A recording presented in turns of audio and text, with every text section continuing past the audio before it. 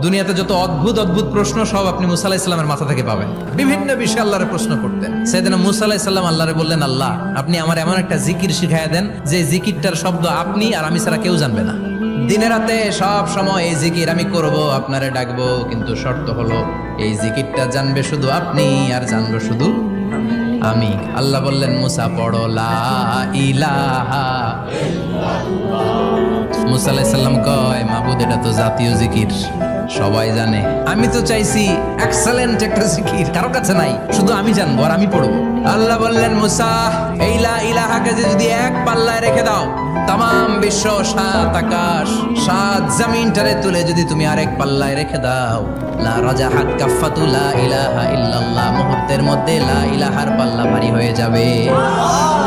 ও মুসা, তুমি যতই এক্সক্লুসিভ জিকির চাও, লা ইলাহার চেয়ে দামি জিকির আমার কাছে নাই।